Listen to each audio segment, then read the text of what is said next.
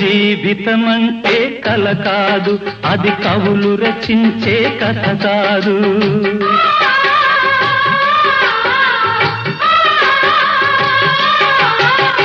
జీవితమంటే కల కాదు, అది కవులు రచించే కథ కాదు.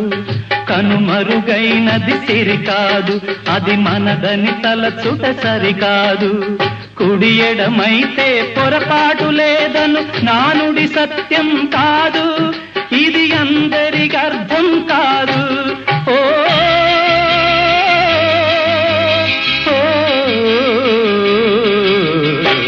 వేగు చుక్క మొలిచింది, వేకువ పొడ చూపింది.